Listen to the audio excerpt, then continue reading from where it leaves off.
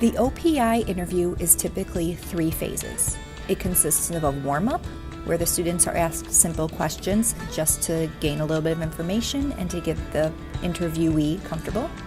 It consists of questions in the middle, more in-depth, longer conversations, and then a closing. Typically, it is about what the student will be doing later that day.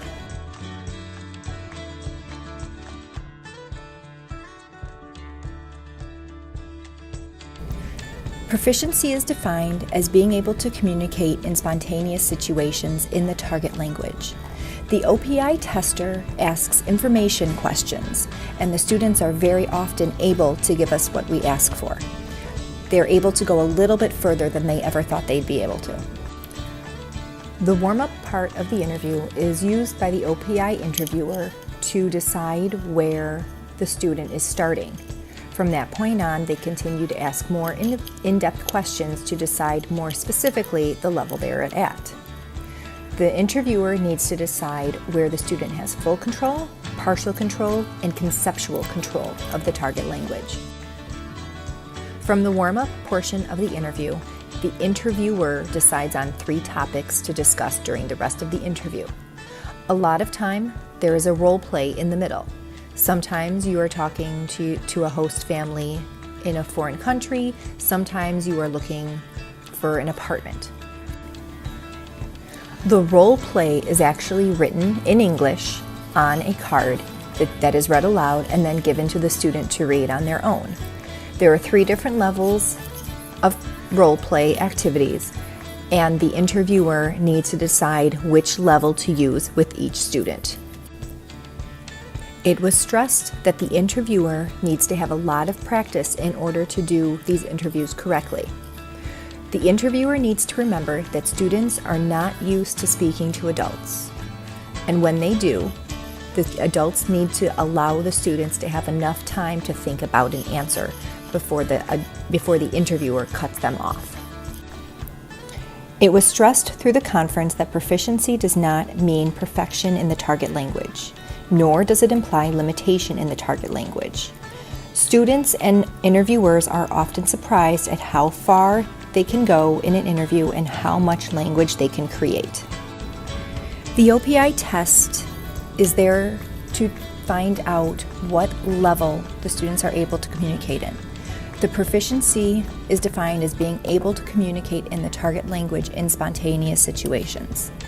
The testers are looking to see just how far they can push the student. The OPI test is there to find out what level the students are able to communicate in. The proficiency is defined as being able to communicate in the target language in spontaneous situations. The testers are looking to see just how far they can push the student. The student being interviewed is graded based on the following rubric and the upside-down pyramid on the next few slides.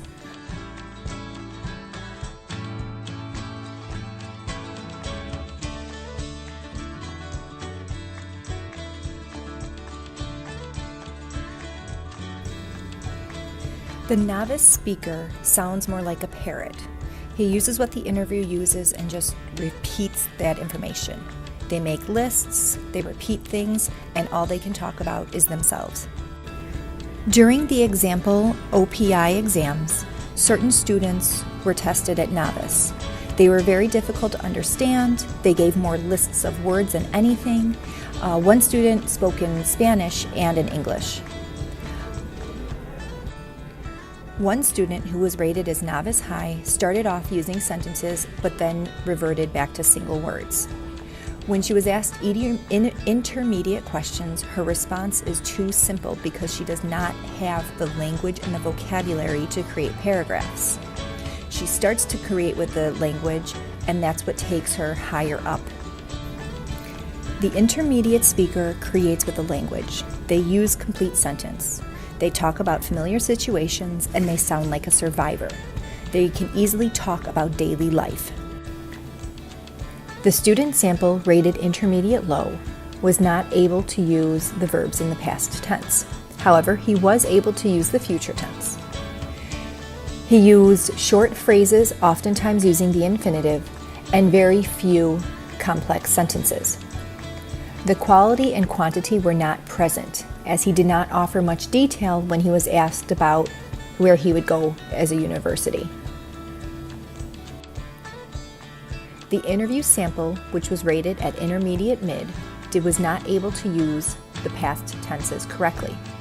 She was able to answer all the questions, and she was able to participate in a conversation.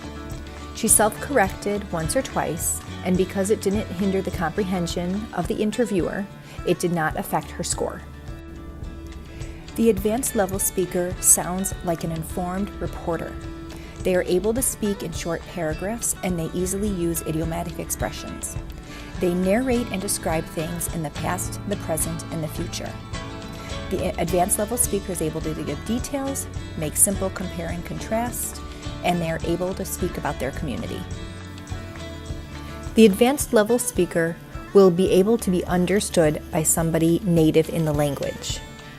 Because they can speak about both personal interests and public interests, they're able to have a very short conversation, yet it is a good conversation.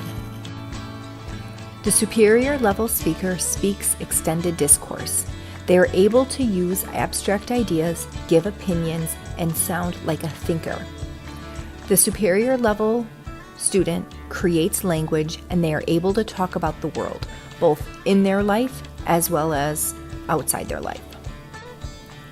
The superior level speaker is able to talk about things that they have not directly studied in school. They are able to take the ideas and the materials they have learned in an education setting and apply it to new, more complicated situations. These situations are often presented by the interviewer to the interviewee to try to push them into the distinguished level. Not many people who take the OPI test get to the level distinguished. It is very difficult for students to attain this level. It's actually very difficult for a native speaker to attain this level. Each color in this cone has 3 levels. The lower sub-level is for the students who are just hanging on.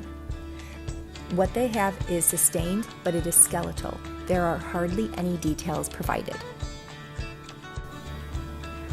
If a student is at the mid sub-level, they are very confident and comfortable in that level, but they don't have the quantity or quality of the next. They may have a couple features, but not enough to move them up. The students who are categorized in the upper level have many characteristics of the next level, but they're not at 100%. They often sound very similar, but they cannot sustain it for the amount of time that they need to. They function most of the time at the next one, but they fall from it.